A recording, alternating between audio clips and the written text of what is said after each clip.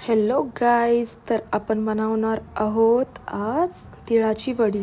तर त्यासाठी लागणारं साहित्य आहे तीळ आणि गूळ. 1 वाटी तीळ, 1 वाटी गूळ आणि त्यासाठी एक कढई. तर आपण कढई प्रीहीट करून घेणार आहोत. त्यानंतर आपण 1 वाटी तीळ त्यामध्ये टाकणार आहोत. तर 1 वाटी तीळ पूर्ण टाकायची आणि त्याला आपण तोपर्यंत परतायचं जोपर्यंत तीळ लाल होत नाहीत आणि त्यामध्ये मतलब त्यामध्ये ते उडतं बघा तीळ, ते जोपर्यंत उडत नाही तोपर्यंत. साधारण जे कोणी नवीन बनवत आहे ना त्याने फक्त एवढंच लक्षात ठेवायचं की जोपर्यंत तीळ उडणार नाहीत त्यामधून तोपर्यंत आपण ते लाल परतून घेणार आहोत. आणि जास्त हाय हीटवर नाही, लो हीटवर तीळ आपण भाजून घेणार आहोत. तर आपण तीळ भाजून घेत आहोत आत्ता. परतायचे त्याला, आता परतायचे. आता हे तीळ भाजून होत आहेत तोपर्यंत तुम्ही कुठेही जाता येणार नाही. ते तुम्हाला सतत हलवावं लागणार आहे. तर परतून घ्यायची. तर आपण तीळ परतून घेणार आहोत. तर आता आपण कायच बोलूयात तोपर्यंत. जर तुम्हाला अशाच म्हणजे फॅमिली फ्रेंडली रेसिपीज हव्या असतील तर तुम्ही मला नक्की कमेंट करून सांगा. मी तुमच्यासाठी नक्कीच बनवेल. ॲक्च्युली मी पण I am a student, but मी तुमच्यासाठी PGमधल्या रेसिपी टाकूच शकते. तर आमच्या घराबाहेरचा हा व्ह्यू. आता आपले तीळ भाजून झालेले आहेत, आपण ते काढून घेतोय एका बोलमध्ये.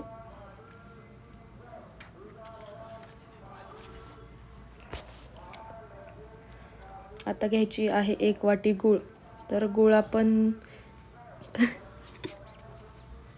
परतून घेणार आहोत जोपर्यंत तो विरघळला जात नाही.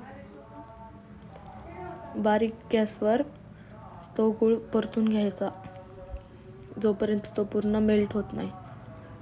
आणि जरी जळाल्यासारखा वास येत असेल तरी तो जळलेला नसतो, त्यामुळे तो परतत राहावा.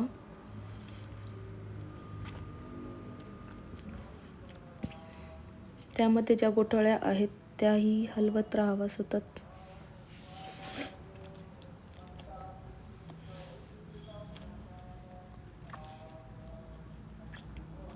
त्या गुठळ्यांचा काही इश्यू नाही, त्यामुळे तुम्ही घाबरू नका की दुसरं मेल्ट झालं आणि ती एक गाठी राहिली आहे त्याच्यामध्ये.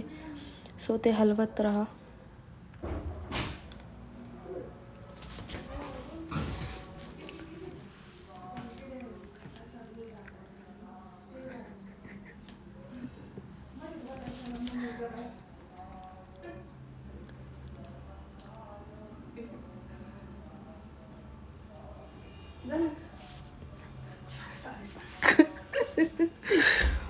जर आपण घेऊयात 1 वाटी भाजलेले तीळ, त्यामध्ये टाकूयात. आधी थोडेसे टाकून पाहूयात जास्त तीळ होत आहेत की काय, ते परतून घ्यावे. पण आपला पाक जास्त दिसतोय तर आपण त्यात ते उरलेलेही तीळ टाकून घ्यायचे. आता आपण ते परतून घेऊयात. मिक्स आणि पटापट हलवून घ्यायचं म्हणजे जळणार नाही. किंवा तुम्हाला जास्त वाटत असेल तर तुम्ही ऑफही करू शकता गॅस.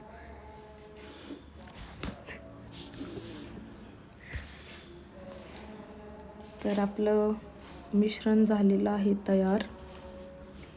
एका बाजूला काढून असं सारून घ्यायचं, गॅस ऑफ करायचा. एक प्लेट घ्यायची, तुम्ही त्याला घीने म्हणजे ग्रीस पण करू शकता, पण त्याची काही गरज नाही. मी तुम्हाला एक टिप सांगणार आहे कसं काढायचं आपण विदाऊट तूप वगैरे काही लावता. तर तुम्ही असं थोडंसं पसरवू शकता त्याला त्याच कलथ्याने, पण ते त्याला चिटकणार. त्यामुळे थोडंसं इथं मी घेतलेलं पाण्यामध्ये हात घालून त्याला आपण असं प्रेस करायचं, ते होऊन जातं. तर असं ह्या पद्धतीने जरी तुम्हाला तुमच्याकडे असं तुम्हाला नसेल करायचं तर तुम्ही लाटणंही घेऊ शकता. लाटण्याला पाणी लावून लाटण्याने पण करू शकता तुम्ही. ते तुमच्यावर आहे. तुम्हाला जर जास्त भांडे नसेल करकटे करायचे तर तुम्ही हाताने करू शकता. भरवायचे. भरवायचे नसतील तर माझी आई सांगते भरवायचे नसतील तर असं करा. कलथ्यालाच पाणी लावा आणि असं करा. तर आपली चिक्की झालेली आहे आता. आपण थापून घेतलेली. तर आता ती थंड झाली का नाही. आता काय करायचं, आपण गॅस घ्यायचा, लो फ्लेमला ठेवायचा आणि ती थंड झालेली चिक्की त्यावर ठेवायची. 1 मिनिट ठेवायचा. पहा चिक्कीने त्याचं ऑटोमॅटिक ती डिश सोडलेली आहे. या पद्धतीने ही एक माझी टीप होती. तर तुम्ही ह्या पद्धतीने करा.